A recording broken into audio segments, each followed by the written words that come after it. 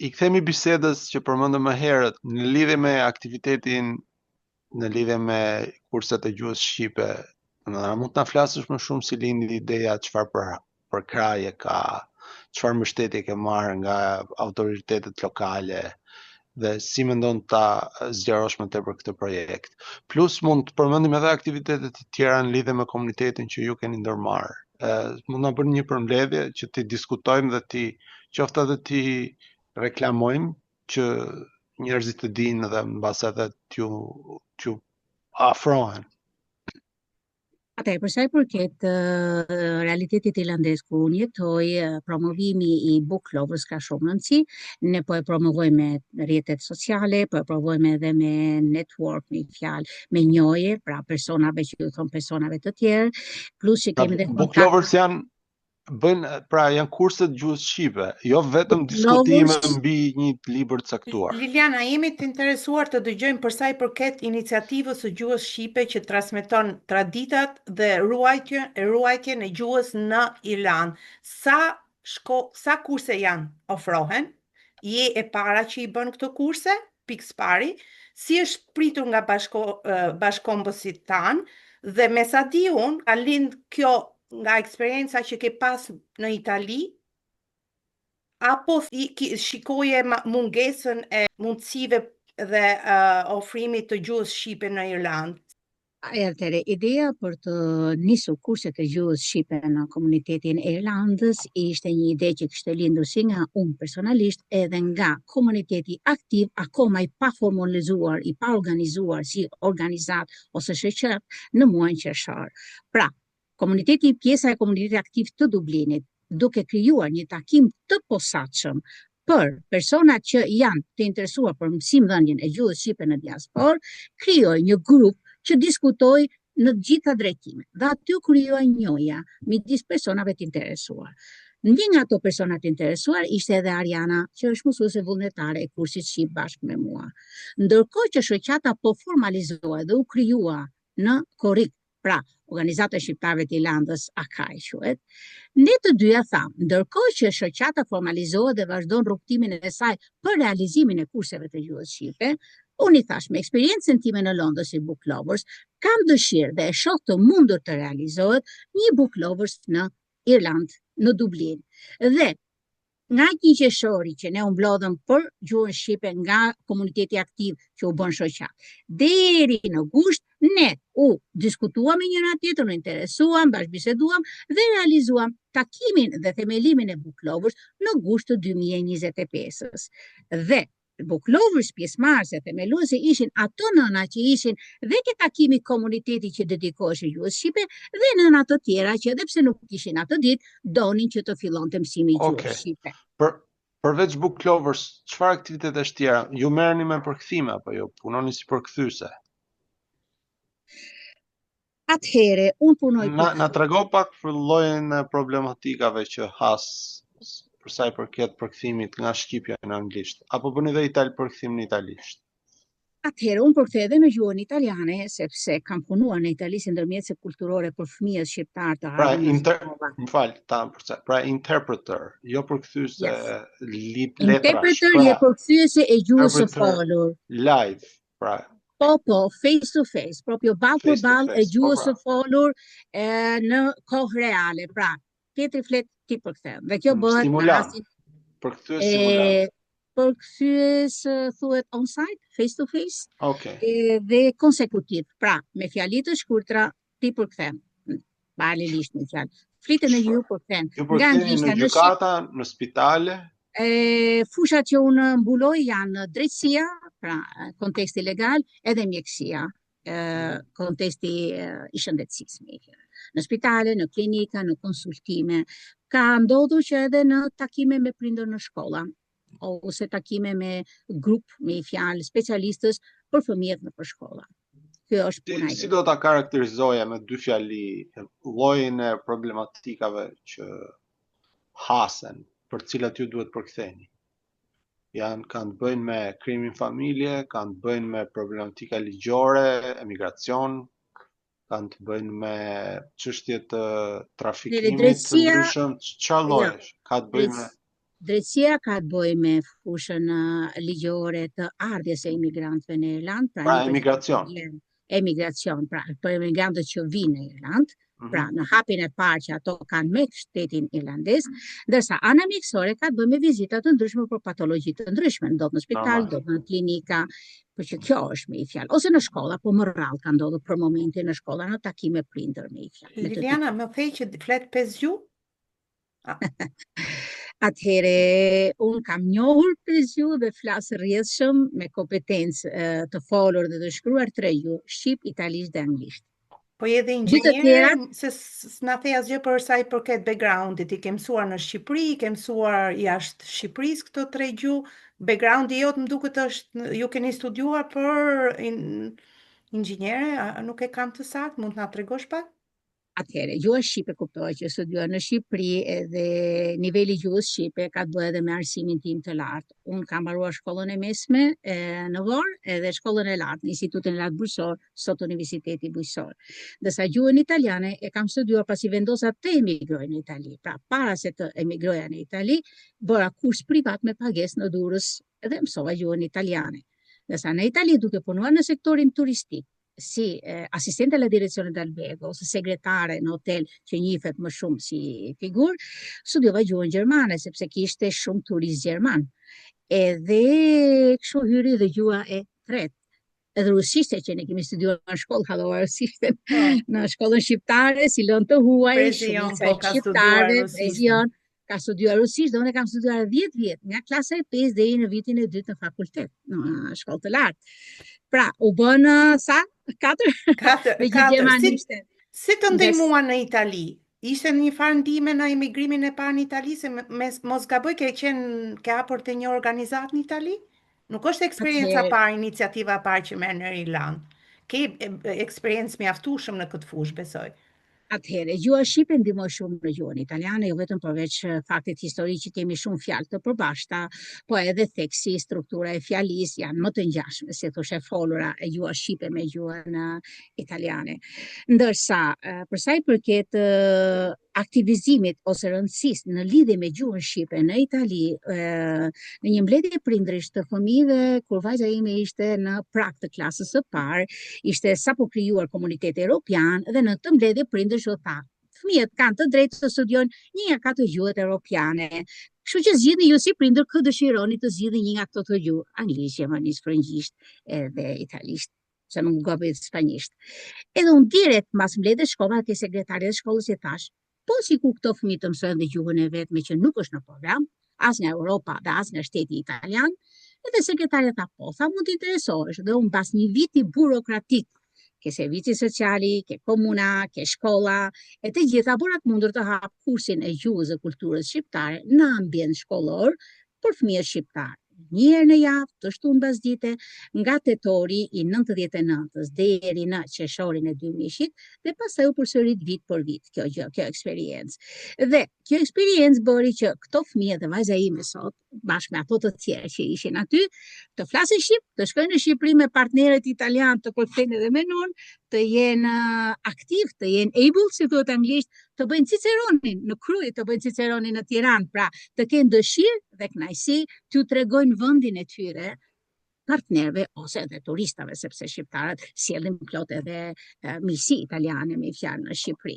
Dhe kjo ishte me fjalë ajo rëndësia që ne i dham, edhe mundësia pse u krijua mësimi i gjuhës shqipe në Itali. Ke parë aktivitete tjera, mund duket, mund t'i elenkosh pak, lutem? Patjetër, atëherë, mësimi i gjuhës shqipe lindi si ide individuale, pra unë regjistrova në regjistrin e vullnetarëve single, me fjalë vullnetarëve individual në komunën e Cervias. Por, duke frekuentuar një kurs të gjuhës italiane për të rritur, me një artikull që ishte si ushtrim detyrë klase, u pa që ka shoqata, ka grupime të huajsh dhe ti si person vetëm nuk ke zë të mjaftueshëm për të bërë diçka më shumë të zgjeruar për gjithë komunitetin. Pra, iniciative individuale ti bën diçka, nëse iniciative grup si organizat ose si shoqat, i vetëm organizëm i mundur në atë kohë për të organizuar, bëri që të krijojë shoqatën në vitin 2000. Pra, bashkëpunimi me shoqatat e tjera s'na fole fare. Na trego pak për shoqatat e tjera. Atëherë, Çfarë bashkëpunimi me ndihme ke shoqata marrë? Apo ke pas xhelozira dhe pengesa? Atëherë, bashkëpunimi me shoqatat e tjera është pjesë e rrugtimit të realizimit të objektivave dhe nevojave që ka komuniteti. Atëherë, bashkëpunimi ishte në nivel lokal me qytetin ku jetoja, në nivel provincial me Edhe për Irlandën.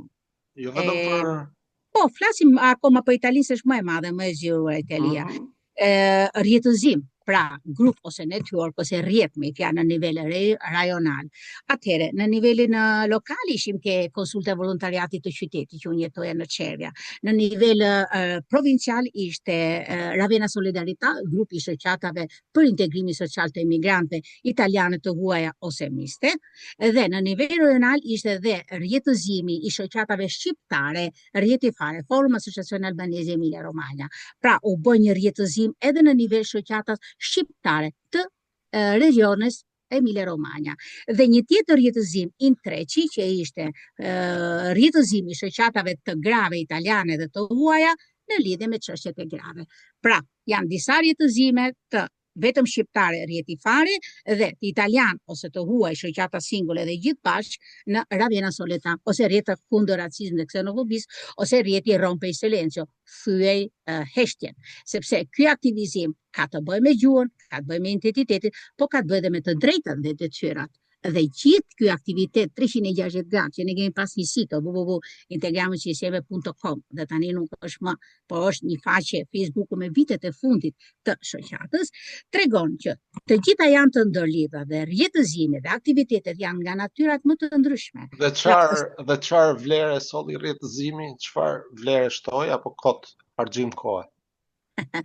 Rretëzimi sjell atë që bashkimi bën fuqin, bëri fuqi solli konkretisht. Solli që zëri të dëgjohet, të trokasër të dëgjohet, pra kur bëshin protesta kundër racizmit, për padrejësitë, për ndryshimin e ligjeve raciste, bosi fini, ose për propozimet e ligjeve të ndryshme, ne kemi shprehur mendimin ton. Jo organizuar festivale kulturave të Ravenës, pra çdo vit prezantoheshe me folklorin, kulturën ose librat ose temat me profesor të ftuar me fjalë për historinë. Pra, misioni i çdo komuniteti ishte të prezantojë në shtetin italian historinë dhe kulturën e vendit nga vjen. Unë jam Liliana, sepse Liliana vjen nga Shqipëria dhe Shqipëria është kjo. Dhe ne këtë kemi bërë si në nivel individual, si në nivel organizativ. Dhe kjo nuk bëhet për rritëzim. Festivali Kulturave të Ravenës është bërë nga Casa delle Culture di Ravenna, nga Komune di Ravenna, me të gjithë organizata që bëheshin një vit punë, grup pune, filloheshe në shtator për përfunduar qershor, dhe kjo ç'a bëri? Bën ndëgjësimin dhe rrit kulturën demokratike. Po këtë pse se ke bërë në Irlandë, kur vajte? S'ka pasur terren, hapësirë, apo s'ja ka vlerë? Në Irlandë, këtë grup aktiv komuniteti e kishte nisur shoqata që formua në Korrik, pra shoqata shqiptare të Irlandë. Unë ju bashkangjita në mënyrë individuale, sepse nuk kishte organizma që të dalloheshin ku janë, kush janë, nuk ishte dhëna zyrtare, se nuk ishin formalizuar. Ishte thjesht Facebooku. Unë në Facebook fillova informale. Unë mora kontaktin e parë, një person që e pash emër mbi emër shqiptare. Atëherë, para 2 vjetësh e mora kemi ne 3 orë në bar. Pra, unë njoh ata e më njohu mua. U bën njohje individuale derisa erdhi momenti që para se të organizonte shoqata, bëri takim komuniteti të madh. Pra, aty ku si thosh, unë arrita të jem me shumë shqiptar bashkë, edhe të bënte pjesëtare kësaj shoqate. Kjo shoqate është formuar dhe unë jam pjesëtare me kotë paguar, ta them këtë, ta precizoj, sepse kush nuk pagun kotat nuk është antar shoqate, edhe tani është e mundur që si Book Lovers, si shoqata, të dyja janë me realitet në Dublin, të punoj secila me misionin e vet dhe të bashkëpunojnë, se komuniteti funksionon kur je i bashkërenduar në punë, në synim, në mision. Pra, kohezioni brenda llojit, për sa i përket aktivitetit në komunitet, është më i qëndësishëm në Itali, aty ku ju keni jetuar, apo në Irlandë, aty ku ju tashmë jetoni? Nëse qëndësishëm do thot i rëndësishëm në rastin tim, është rëndësishëm me këmbëtok, me interes të ndërsjellët.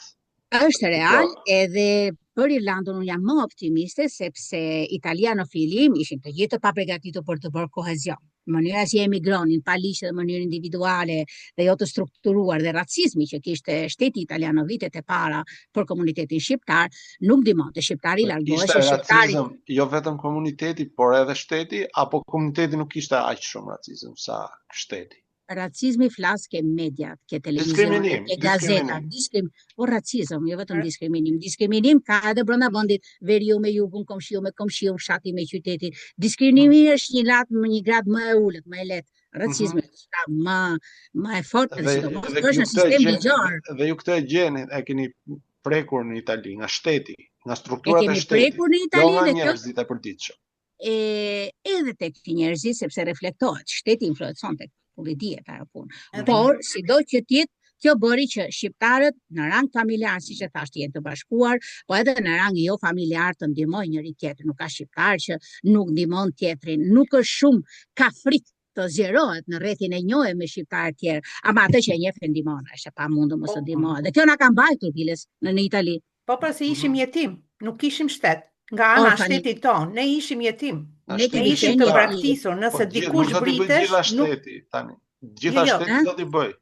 Jo, shteti jon do të kishe përkrahje qoftë edhe nga ana e prezantimit konsullatës, të mbronte të drejtat e shqiptarëve. Ne nuk e kishim atë, nuk e kishim asnjë lloj përkrahje, apo jo Lilian? Po, aq janë mundësitë, sepse shkollaj ta thuash. Ne po themi evidencë. 4 veta mund të ketë konsullata ose 3 veta staf, nuk mund mulë gjithë Italinë nga veriu në jug me qindra mijëra shqiptar. Do t'i dalësh vetë të zot, s'ta ka fajin ambasada gjithmonë. Se mbulojnë në shtetet e tjera nëse në shtetas i anglez mund të shkojë edhe në Afrikë dhe kërkon të drejtën ke ambasada angleze dhe e gjen të drejtën e vet. Pra ti po krahason fuqinë e shtetit britanik me fuqinë e shtetit shqiptar të drogitur dhe të shkatruar me korrupsioni. Si është e drejta? Si duhet të jetë? Drejta është hynore, çdo lloj e drejtë tjetër është relative. Kështu që s'mund krahasohemi me Zotin. Janë minimale, Endri. Vritesh djem të ri, vritesh në Itali dhe nuk kërkohej pse. Çfarë ka ndodhur? S'po themi për në mbështetjen e aktivitetit që ka bërë Liliana dhe shumë të tjerë, si organizata shumë të njohura që Liliana e din, Skënderbeg Parma është një nga ato, bëjnë punë vullnetare. Librat i kanë marrë vetë. Sot e kësaj dite. I heqim kapelen dhe janë për të përgëzuar. I heqim kapelen dhe janë për të përgëzuar. Tani, si mund të të rrish shteti jon tani vetë? Çfarë do ti të bëj shteti? Po ti marri meritat këtyre që kanë investuar në vite, pa i dhënë asgjë. Te po bën shteti. Shtet modest me 2 milion banorë. Pjesa tjetër i ka rrugëve të Evropës. Mos merr meritat. Mos hajde në fund marrësh meritat për një punë që Liliana, Durim Lika dhe shumë të tjerë e kanë bërë me vite dhe vazhdojnë ta bëjnë pa lek. Mos të marrësh meritat. Vete kanë ftuar se kanë dash përfaqësues nga ambasada apo nga shtetet, nga autoritetet e shtetit. Dhe kanë qenë të nderuar, pra i kanë bën der vetes që ja kanë ftuar. Tani s'po të marrin merita, ata po të respektojnë që po të vinë apo të marrin pjesë. Atëherë në vitet e para, Endri, në vitet e para e shteti shqiptar edhe nëpërmjet ambasadës edhe nëpërmjet konsullatave ka qenë në mungesë, absent. Italiani thot asente, non esiste. Po kjo gjithë në italisht, pra nuk u ndjente prezenca e shtetit shqiptar nëpërmjet ambasadës apo konsullatave. Dhe kur unë personalisht telefonova dhe i thash që jam një qytetare shqiptare, mund më thoni çfarë ofroni ju për mësimin e gjuhës shqipe? Në cilin vit bëhet fjalë? Në 98-ën. Në 98-ën, mirë që kishe numër telefoni kujt i bie. Që mu përgjigje me fakt. Se ambasada nuk përgjigje. Po nuk ka pas shtet fare tash në 98-ën. Edhe në 98-ën ky person tha kush e di pse më ke marrë telefon mua. Do thotë që i erdhi e papritur, i erdhi diçka nga qielli, si themi neve, pra ishin dhe ato të paprigatitur për diçka të tillë. Puna është që kjo bëri që komuniteti shqiptar, si sa në nivel familjar ose në nivel lokal, të bashkohen, të vetë organizohen dhe të vetë investohen. Dhe prapë komuniteti ka ecur më shpejt, me hapa më të shpejta drejt zhvillimit dhe integrimit sa instancat shtetërore. Këtë po thuaj. Patjetër. Komuniteti ose persona single, presidentët e shoqatave më shumë kanë bërë vetë nga koha dhe nga ana financiare. Unë personalisht jam vetë financuar deri sot kësaj dite. Pse? Sepse kur ti shikon që komuniteti ka një ezigjencë dhe kjo nuk mbulohet për arsye që i analizohet kur vjen momenti nga personat e dur, ti nuk do presësh derisa të realizohesh shteti, do të bësh ti me kushtet dhe mundësitë dhe me vetdijen që ti ke. Dhe për këtë lind individualizm, vullnetarizmi individual dhe vullnetarizmi i organizuar si shoqat ose i rjetëzuar. Dhe unë në Itali, për gjithë aktivitetin gati 20 vjeçar të shoqatës Integramo CISM, 99% është i vetë financuar. Pse? Sepse nuk është koherent ligji. Çdo më thoni vetë financuar. Do thotë që telefonatat, benzinën, unë i vetë paguaj, pra nuk më jep dikush. Nga të ardhurat që vinë nga kvotat nga aktiviteti që ti bën, të realizosh një projekt ose të realizosh një kurs shqip, ti do kontatosh institucionet, do kontatosh prindrit, do të përdorësh makinën tënde për gjithë aktivitete suplementare që don realizimi një projekti. Qoftë të shkosh nga Çevja në Ravena, që ishte qendra e komunës. Po pra në rregull, kush e i din nuk ka qenë internet. Po si vetë, nga rroga jote, nga kvotat. Rroga ime, unë them vetë financohem do thotë unë Liliana dhe shumë president ose disa pjesëtar më të ndëgjeshëm të shoqatës që e kanë kuptuar si personi që është presidenti, janë vetë financuar dhe sot i kësaj dite bëhet akoma kjo gjë. Pse? Për shembull, jep një shoqat që mund ta dish fare mirë që vetë financohet. Ka filluar një shoqat madhe në Itali. Gjitha kanë qenë kështu, po një që vazhdon të jetë me vetë financim. Në të drejtën me të shkëputje që kam unë tani e kam vështirë të them, sepse është diçka që hyn transparenca. Unë nuk e kam parë bilancin. Po në Irlandë vetë financoheni ju? Vetë financimi gjithmonë ka vend, ka hapësirë për t'u bërë, sepse ti do t'japësh paradhënie. Pse nuk merrni fonde nga pushteti lokal për projekte ose nga organizma të tjerë të cilët financojnë projekte komunitare? Atëherë, kjo varet nga natyra e organizmit që ti je ose grupit.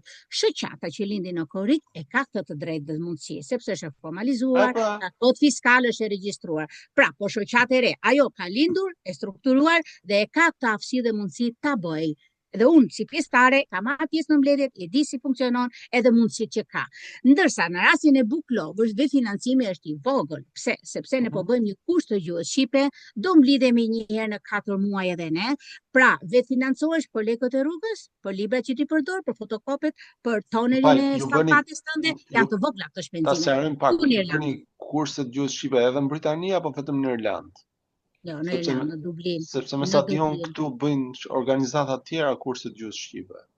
Edhe masa mund të ketë përplasje. Irlanda dhe Anglia janë realitete komplet të ndryshme si nga masia gjeografike si nga historia e emigracionit. Pra, Irlanda ka emigracion të ri si puna e Italisë, ndoshta edhe më të ri se Italia, dhe komuniteti shqiptar këtu është i hershëm por në numër shumë të vogël, vitet e fundit po zgjerohet shumë komuniteti shqiptar. Dhe këto gjëra ndodhin tani sepse është histori komplet tjetër. Pra, gjithë Irlanda për momenti ka vetëm një shoqat të formalizuar, të strukturuar që lindi në korrikun e 2025-s. Grupet të vogla të vetë organizuara jo formale ka Korku, ka Galway, ne kemi në Galway profesor Ndrek Gjini, nëse nuk gaboj, që ka përkthyer edhe një libër të presidentit të Irlandës. Pra, persona single ose grupime jo formale Irlanda ka, por që të strukturuar ka vetëm të shoqat. Nësa grup jo formal, kulturor, vetëm kulturor, është Book Lovers që lindi në gusht. Pra është diçka e re Irlanda në këto nisma, në këto aktivitete me fjalë. Mendosh tash strukturosh si organizat Lilian që të kesh dhe këto të drejta? Atëhere, kjo është diçka që shihet rrugës. Pra, unë kur bëm shoqatën, kur bëra shoqatën e lë informua dhe më thanë bëhet në këtë mënyrë, ka këto procedura dhe lek për të formuar. Në Irlandë, unë personalisht fillova në Book Lovers sepse nuk ka shpenzime ekonomike, edhe është diçka që është kundër mentalitetit dhe paragjykimeve të shqiptarëve në përgjithësi.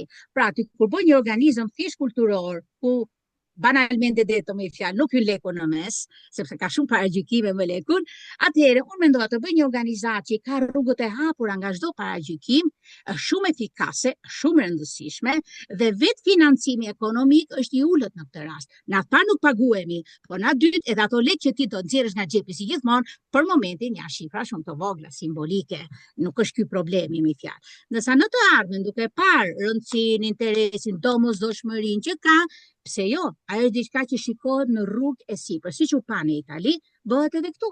Po është diçka që historia e migracionit dhe komuniteti në Irland është në këtë fazë tani, është në fazë fillestare të formalizimit.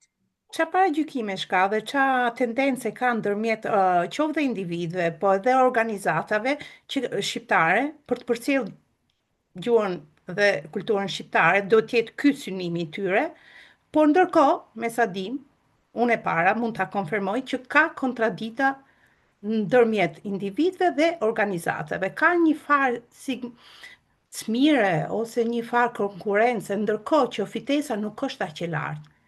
Nuk arrit ta kuptoj dhe qëllimi është sublim, është të mbështesim komunitetin shqiptar. Nuk arrit ta kuptoj, mund të ma shpjegosh këtë punën e paragjykimit? Patjetër. Paragjykimet janë pjesë e elementit njerëzor. Kushdo njeri ka paragjykime në fusha të ndryshme për njerëz dhe për çështje të ndryshme. Në lidhje me shoqata shqiptare dhe misionin e gjuhës shqipe është një arsye historike. Shqiptarët në Itali, po edhe në Irlandë, u përballën me sfidën e organizmave demokratike. Një shoqat për natyrën juridike që ka duhet të jetë apolitike, a religione edhe demokratike. Shqiptarët e 90-s, unë kam emigruar në 94, po flasim nga 90 e mbrapa që ndryshoi Shqipëria.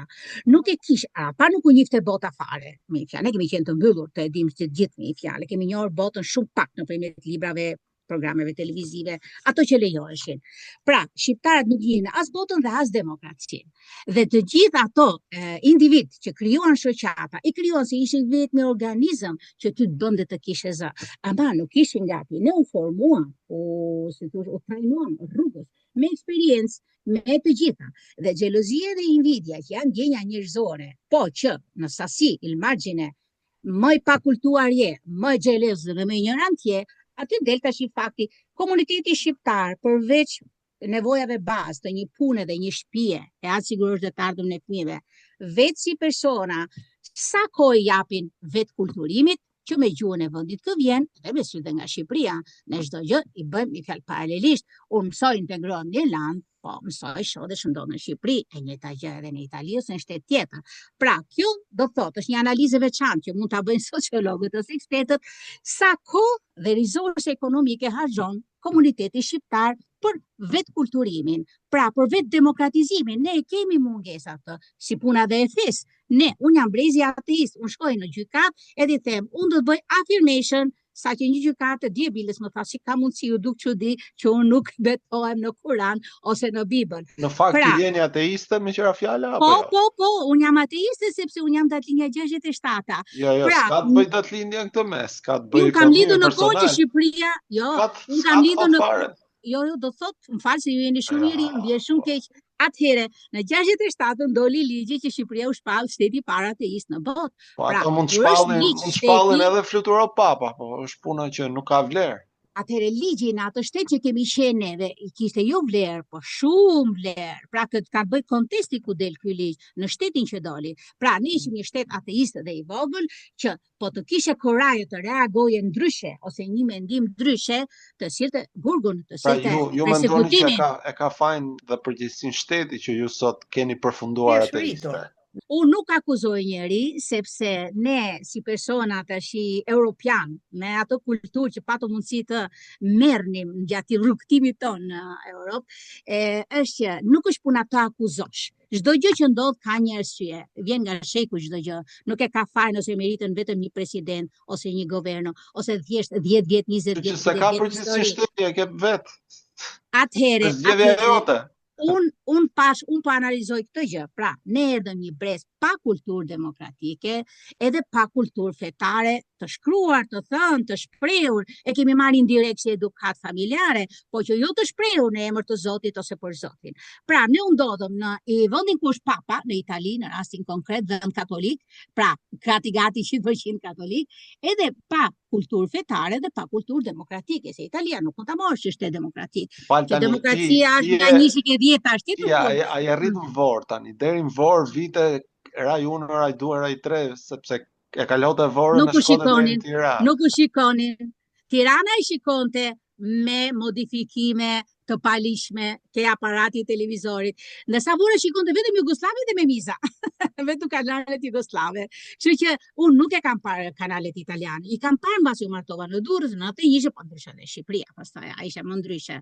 Pra, ne u përballëm me një kulturë perëndimore, ndryshe nga kultura jone vendeve të lindjes. Me plus minuset e vete. Tani kanë kaluar 30 vjet tani, nuk mund të lesh përgjegjësinë atëre. Jo, kjo nuk është përgjegjësi, kjo është realitet. Atëherë, unë shoh diçka tjetër. Jo, atëherë, ka ndryshime që ndodhin për mirë, ka ndryshime që ndodhin për keq. Është puna edhe si ti i përdor këto ndryshime, këto instrumente që ti jep jeta dhe teknologjia.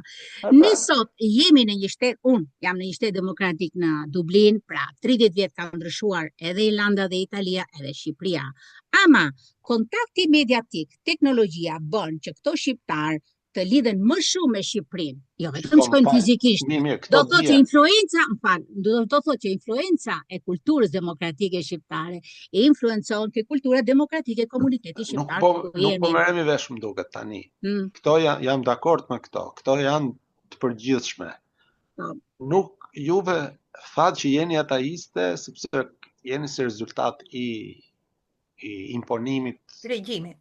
Ligjit atij viti në Shqipërinë asaj kohe. Ndërkohë që kanë kaluar 35 vjet dhe nëse ju e keni pas mundësinë që të bëni zgjedhje tjera nëse do të donit, pra nuk e ka përgjegjësinë regjimi, e ka përgjegjësinë, është zgjedhja juaj personale, këtu desha me dalë. Atë zgjedhjet personale duan kohë. Ndryshimi i mentalitetit të një personi ose një komuniteti, grupi, ose një shteti do shumë kohë, është proces shumë i gatshëm. Për këtë unë them që ndodhin xheloziet, ndodhin konkurrenca, ndodhin gjëra jo të qarta. Pse? Në atë parë nuk e kishin nga vendi jot. Dhe radh dytë ke vendi ku ti shkon do kohë materiale.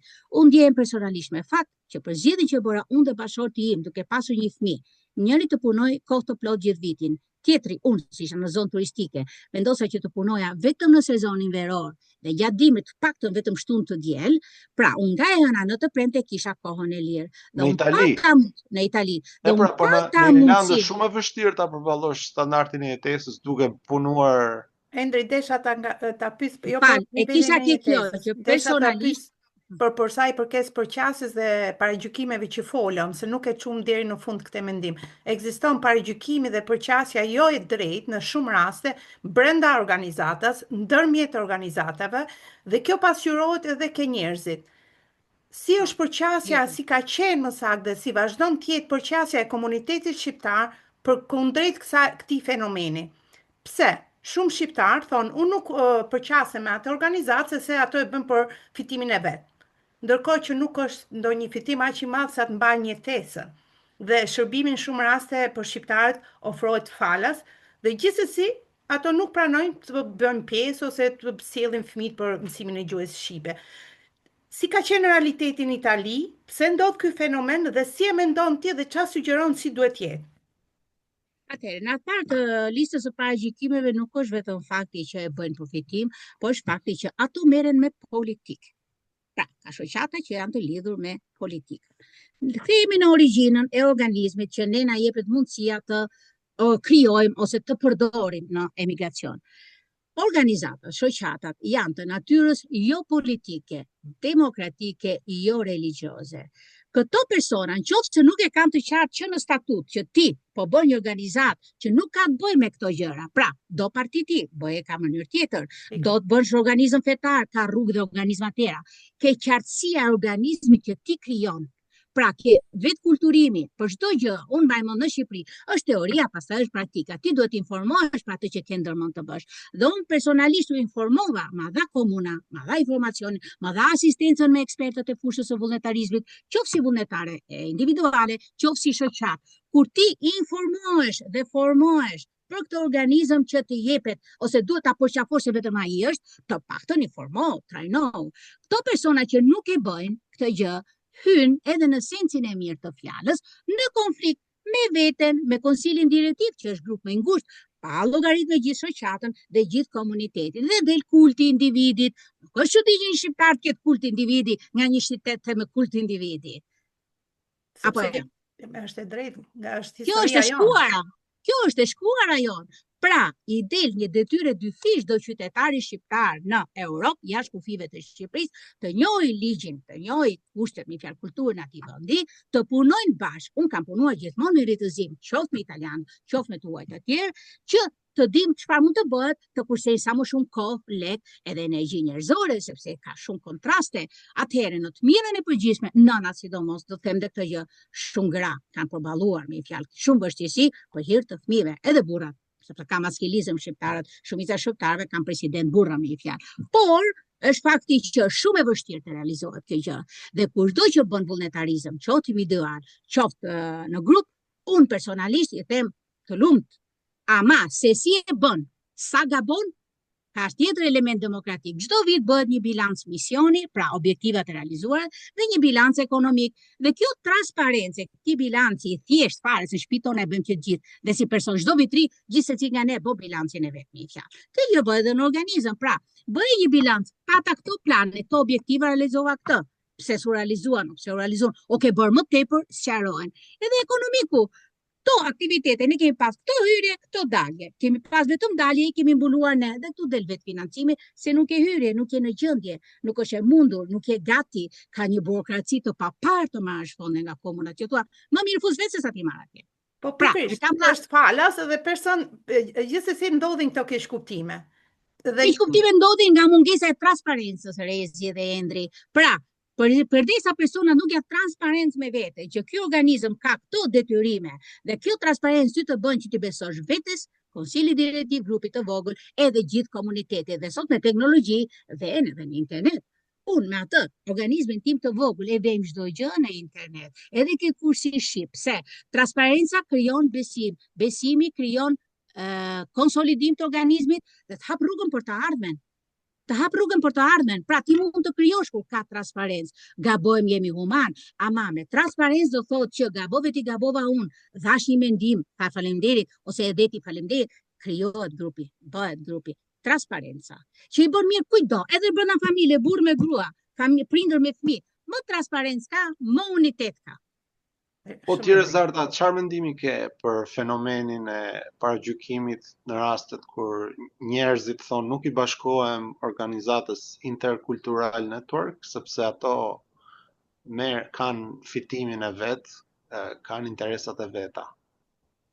Atëherë janë dy situata krejt ndryshme. Me organizatën që ne kemi pas në Itali, dhe si Liliana, po përmend Skënderber Pamën, atë kohë ishte goxha e madhe si organizat, si tham, aktiviteti ishte falas dhe në atë kohë ishte shumë vështirë që prindrit të merrnin pjesë në eventet që ne organizoshin për sa i përket masindhënies, aktiviteteve për festat e nëntorit. Ekzistonte ky fenomen. Tani gjërat kanë ndryshuar. Njerëzit janë më aktiv, njerëzit e kuptojnë rëndësinë e organizatës, radhë parë për lidhje me individ të ndryshëm, krijojnë rëndësinë se mund t'i japi një mundësi pune, marrin eksperiencë, janë të ndërgjegjësuar. Por gjithsesi njerëzit, unë i shikoj që ato janë paragjykues në këtë drejtim, sepse e bën për motiv përfitimi. Mendoj, nëse flasim për Intercultural Network, është një platformë që ka lindur për mbështetjen e personave profesional, t'japim informacione profesionale, dhe një mënyrë nga kjo që po bëjmë është ky Open Podium, i organizuar nga ne.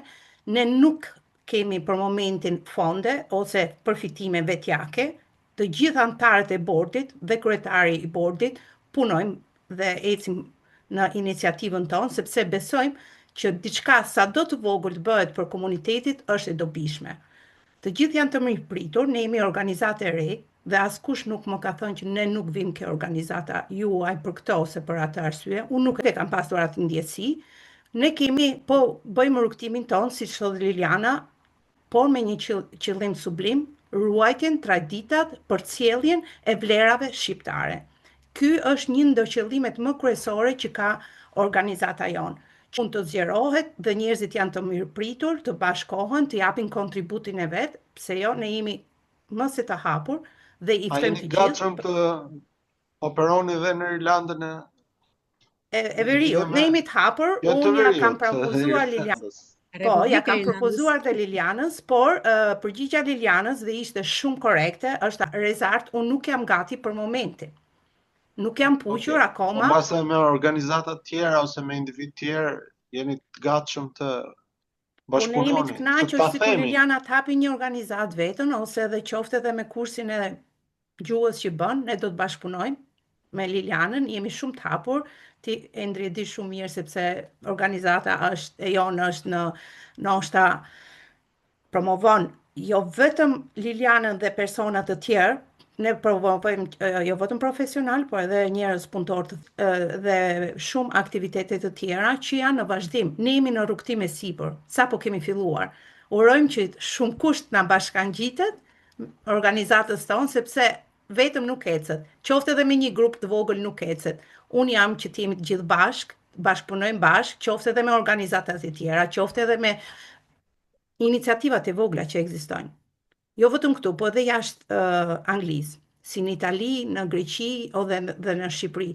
Ne duam të hapim sa më shumë, vizioni është i gjerë, dhe urojmë që të arrijmë. Kërkon punë, kërkon dedikim, nuk e kemi punë të parë, e kemi thjesht si aktivitet që dëshirojmë ta bëjmë në mbështetjen e komunitetit. Kështu që kemi nevojën për përkrahjen e të gjithëve. Mirë se të vini, kushdo që ka një ide, që ka një iniciativë, jeni të mirëpritur ke organizata interkultural dhe të bashkoheni në cilën adresë emaili mund t'ju kontaktoj? Adresa emaili ne mund ta vëjmë në video që kemi, po është ina.intercultural@gmail.com. Mund ta kontaktojnë në email, në website, kemi edhe website-in që mund të klikojnë edhe Intercultural Network. Gjithashtu kemi edhe mass media, social media, siç tham ne nuk kemi në nivelin e fondeve të mëdha që kemi luksin të kemi persona që ndjekin gjithçka mbas nesh. Dhe ja, unë nuk e kam ndjerë, po unë ndjej në mënyrë të indirekte me organizata të ndryshme dhe uroj që ne mos jemi kur pjesë e këtij stigmatizmi ndërmjet organizatave që ka një farë konkurrence. Ne jemi për një qëllim sublim. Konkurrencë të shëndetshme apo xhelozi e ke fjalën? Mendoj të jetë e shëndetshme e promovoj në mënyrë të plot, sepse sjell risi. Kur nuk ka konkurrencë në të shëndetshme, në mendim, në veprim, në ide dhe mënyrën se si përqasjes që ka çdo organizat, ajo ngelet në vend, organizatat ofrojnë të njëjta gjëra. Pse lindi ideja e këtij podcasti? Endri, pse lindi? Ja, mund ta thuash. Ideja ishte jotja, ç'kërkoi nga grupi drejtues. Tani, këtë do ta lejmë për një bisedë tjetër. Kërkohesh risi, po e them unë, kërkohesh risi. Kërkohesh ajo që ka bërë Liliana për shembull në Irland, kërkohesh diçka e re, kërkohesh një risi, dhe lindi kjo risi. Kemi marrë shumë komplimenta, kemi marrë vrejtje, janë të gjithë të hapur të japin feedbackun e vet që ne të përmirësojmë. Edhe janë të mirëpritur të shpalosin idetë e tyre, patjetër. Të bashkohen, i ftojmë është ftesë e hapur për çdo që ka dëshirë të shpërfaqë vetveten. Patjetër. Si profesionalisht, si për sa i përket rrugtimit personal. Por jo konkurenca në efektin e xhelozisë ose asaj që tha Liliana, e tha shumë bukur, kultit të individit. Unë kur nuk e kam toleruar. Ne jemi njerëz human, gjithse kush i ka rëndësinë e vet, nuk jemi të pazëvendësueshëm dhe është e rëndësishme që të dalin në pa motivi, arsyeja pse ne e bëjmë, jo individi. Në sallat në mendje diçka për të përforcuar që ishte në program, si më thënë. Atëherë, në para ke pagesa personave që bëjnë një aktivitet, një fjalë ose një iniciativë mbi komunitetin. Paraqytimi ndodh se për mendimin tim sepse është risi e gjerë. Qofse një prind e çon fëmijën në kurs piano, sport, futboll ose në kurs teatri. I thon kaq është kuota, do të bëhesh pjesëtar e kësaj organizate, e në rregull, mbaroj. Ndërsa, kur do të kjo diçka me shqiptar ose me organizata shqiptare, pretendohet të jetë gratis. Pra, komuniteti shqiptar nuk është i përgatitur ta di që çdo gjë që bëhet duhet mbuluar shpenzimet ose duhet paguar personi dhe nuk duhet detyruar. Po, ka kosto çdo gjë dhe nuk duhet detyruar personi të bëjë vullnetarizëm. Pra, eksperti, profesionisti duhet paguar për shërbimin që i kërkohet, jo që ofron ai vetë, po që i kërkohet, dhe shpenzimet e organizatës, shpenzimet bazë duhet të mbulohen. Dhe shqiptarët nuk janë gati për këtë gjë. Duke sigur ja ke për detyrë t'ja bësh edhe gratis. Jo, pra është diçka dhe këtu mosnjohje e gjërave të reja që krijohen. Pra ne nuk duhet të lodhemi t'ju shpjegojmë njerëzve dhe të krahasojmë gjithmonë me aktivitetin lokal. Pra, me gjërat që ndodhin në vendin mikpritës. Kjo ishte me fjalë në lidhje me mentalitetin. Për gjërat për kultin e individit. Atëherë, dihet që ne kemi vështirë punojmë në grup, edhe italianë ka vështirë punojmë në grup, s'po them për Irlandën, po që edhe italianë ka, ama shprehjet e popullit në botë, të thonë, Afrika sidomos mëson, në qoftë se don të shkosh shpejt, ec vetëm. Në qoftë se don të shkosh larg, hec në grup. Pra, hecet nga dalë, po shkohet larg. Ndërsa ti vetëm je punën e përditshme gjithse cili nga ne ka arrit majat, kur i thonë. Pra, mungon kultura e bashkëpunimit në grup. Si nga nxitimi, nga pasioni për atë që duhet sa më shpejt jetë e mundur, se ka kaluar shumë kohë, e si nga dëgjimi aktiv, po kjo është në përgjithësi, nuk është vetëm ke shqiptarët. Që ti të dëgjosh tamam kur tjetri flet, të bësh analiza. Kështu që e kam lafi që edhe këtu është për të punuar me komunitetin tonë, se do të jemi të durueshëm të presim dhe kohën, po të vehemi si person. Për shembull, në realitetin irlandez, unë personalisht po e kompensoj akoma më shumë. Nuk ka person komuniteti që më bie rasti ti them, dhe sidomos në book lovers, çfarë do thotë organizata, detyrat dhe drejtimet që kanë ato, çfarë do thotë grupi jot, çfarë kanë mundësi të bëjnë, çfarë kanë mundësi mos të bëjnë, dhe verifikimi se dhënia e mundësisë së një organizimi të paktën për një vit. Pra, ti e ke mundësin të paguash kuotën, e ke mundësi të marrësh pjesë në mbledhje në thirrje një shoqate. Shko, prezantohu, dëgjoj, jep mendimin tënd, pas një viti ballafaqohesh, u bën, s'u bën, gënjeu, tha vërtetën apo bëhero, bëri më shumë se që takonte, ose ç'mund të bëj. Nuk i ve dhe faj sepse janë përballur me shumë zhgënjime. Edhe nuk kanë kohë dhe mundësi të marrin riske të përsëritura edhe të herë pas hershme. Zhgënjehesh një herë, dy herë, tre herë, i heq dorë pastaj. Dhe nga kjo digjet edhe i njomi me thatin. Atëherë, e kaluara në ca raste, në ca fusha është në ndihmën tonë, në ca raste, në ca fusha është jo në ndihmën tonë. Pra, do të shohim kjo e kaluar për çfarë na ndihmon ose për çfarë na penalizon. Po sido që të jetë, unë kam mësuar edhe diçka tjetër në Itali nga ato bibliotekat e njerëzore humane. Çdo gjë fillon nga vetvetja. Nëse ne duam të realizohet diçka, je ti i pari që do bësh hapin, mos prit gjithmonë vetëm nga të tjerat. Dhe Kennedy thoshte, mos pyesi çfarë bën Adeu për mua, po unë çfarë bëj për Adeun. Pra, edhe shqiptarët duhet ta vërtetojnë këtë gjë. Çdo gjë fillon nga vetvetja. Bëu pjesë ati projekti, bëu pjesë ati ideje, bëu pjesë ati grupi. Pra, jep kontributin tënd, kohën tënd, kontributin tënd, atë që ti ke mundësi. Kush ka kohën, kush ka kompetencën, kush ka anën ekonomike, ka që punojnë nga e diela në të diel. Ama jep lek, sponsorizo. Se pa lek zbota si gjë, si që tash dhe rrezit. Nuk shko hoxhën minare papare. Një organizat, mendoj unë, çdo organizat nuk ka miliona, nuk i bën milionat me organizat. Fali sekond tani se nuk e dëgjova. Nuk është organizëm, falendri, është shoqata demokratike, jo fitimprurse, ta thot nga emri, pra nuk është për fitim. Pra natyrat organizatave që ne gjejmë për momenti për të organizuar si komitet ka natyrë juridike jo fitimprurse. Organizatat fitimprurse, pra o i vetë punësuar, ose një ndërmarrje, një biznes, e ke rrugën hapur, shko, pra mos ngatro, mos shko ke porta e gabuar, shko ke porta e drejtë. Pra janë të gjitha mundësit. Puna është të dish ku të trokasësh, të informohesh dhe të zgjedhësh. Gjithë këtu është puna. Dhe në Irlandë të trokasësh nga ana e fitimprurjes, pra të një biznesi, qoftë individual, qoftë si aziendë, është mundësia. Pra, i ke mundësi, nuk mungon fare dhe ti po thua, po shkoj këtu se s'jepet mundësia atje. Më falë se nuk e kapa më herët atë shprehjen e Minares. Dhe pse e thatë? Atëherë do thotë që çdo ide, çdo iniciativë, shprehje se dëgjoj. nuk shkon, nuk ngjitet Hoxha në Minare pa pare. Edhe ma ka thënë një shkodran të shpreje. Një qytetar shkodran në Itali. E cila nuk kupton? E cila nuk kupton që çdo ide që të aktualizohet, që të realizohet, pra që të eci, ka kosto, ka shpenzime.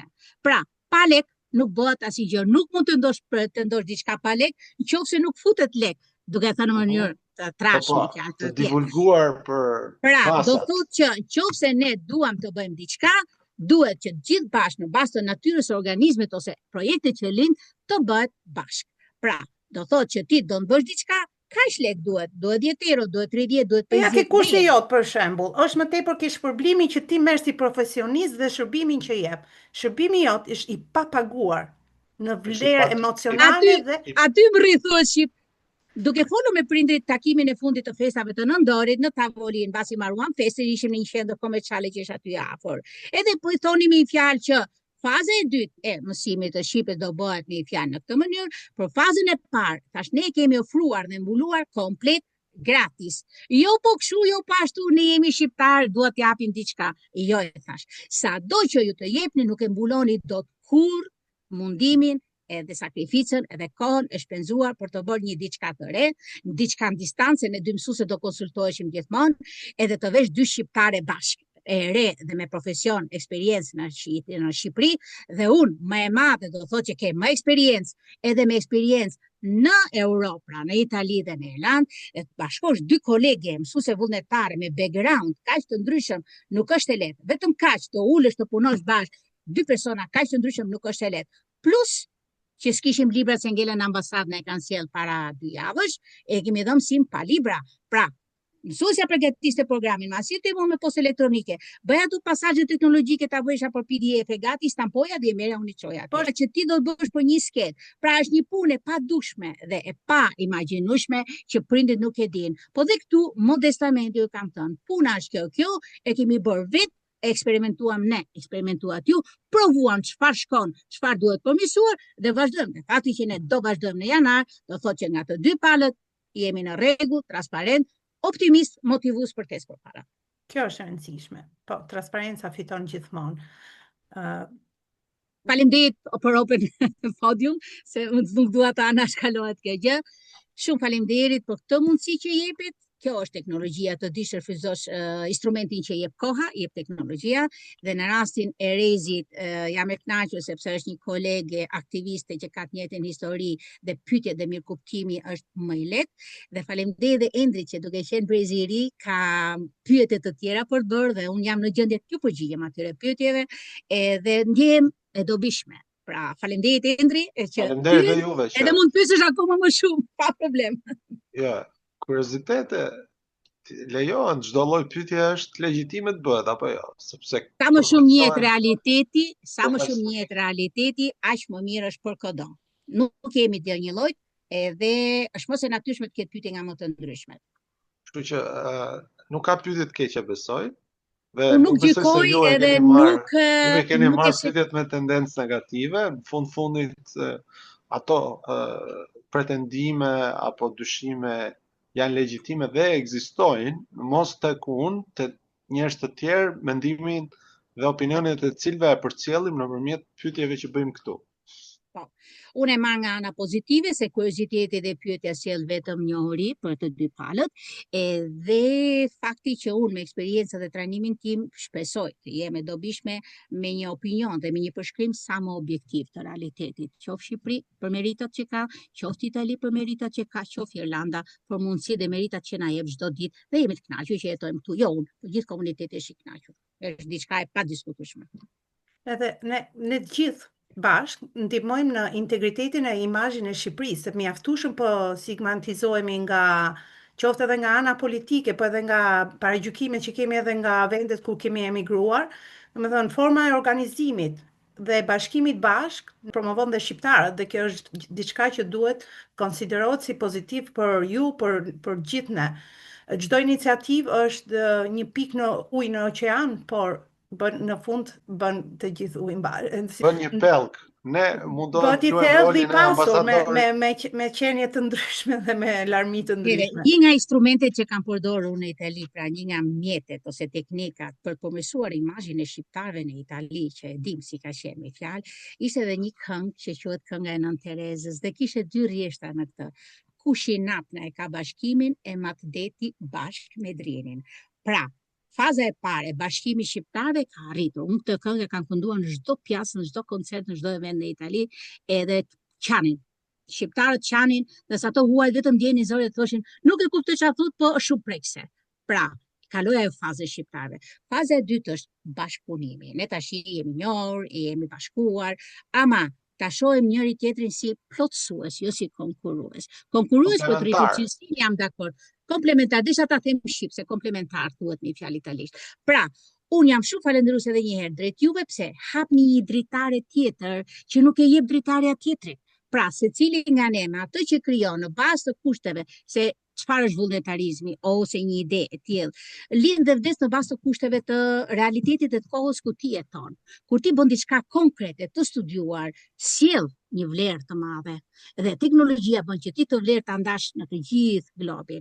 Pra, ajo që po bëni ju, unë që jam gjithmonë e pranishme në intervista të ndryshme, sepse kemi qenë pak sidomos në fillim, e ndjej dhe e vlerësoj shumë të dritari që keni hap ju. Pra, plotësohet mozaiku i informacioneve, plotësohet mozaiku i kërkesave dhe dyshimeve ose dhe kurioziteteve dhe xhelozive të ulta të njerëzve. Pra, ne më shumë prezantohemi, më shumë flasim, më shumë jemi, më shumë krijoj gur të tjerë për një kalam të madhe, për një mozaik të bukur, se jeta tek e fundit është e bukur, nuk është vetëm sakrificë dhe vuajtje. Mos ikim tash në brezin e parë 100 vjetëve. Jeta është e bukur, pse mos ta shijojmë duke si utopi si paragjykim. Jeta mund të jetohet bukur dhe ne po kënaqemi me një orë gjysmë, pa llogarit po të bëjmë akoma më shumë gjëra dhe face to face personalisht. Patjetër që mund të bëjmë gjëra akoma më të bukura bashkë me njëri tjetrin. Sepse si të hyn shqipja, nuk hyn një gjë tjetër. Çdo gjuhë ka rëndësinë e vet. Ama a gjuha që ti e lindur hyn në, si thonë kimi, trupin. Kështu që unë çdo gjë kur e dëgjoj dhe shikoj shqip, është ku më bukur. Ja, shiko fytyrën e rezit si shkëlqen, edhe imja besoj. Është diçka, kjo është kënaqësia ti e shqiptar. Ku komunikon shqiptar me shqiptar që ka sensin e mirë dhe dëshirën e mirë që të bëjmë diçka në të mirën e përgjithshme, pse jo? Është e mundur dhe po e bëjmë. E kemi bërë dhe do vazhdojmë ta bëjmë. Po, do ta tregoj, do shohim rezultatet, i presim me padurim. Faleminderit. Koha e ka treguar, mos flasim vetëm për tarmen, e ka treguar. Dhe po e tregon. Shqiptarët janë të mrekullueshëm, kudo që shkojnë, japin kontributin e tyre. Shqipja është një gjuhë shumë e bukur, ja këshillojmë të gjithëve. E dobishme mbi gjitha.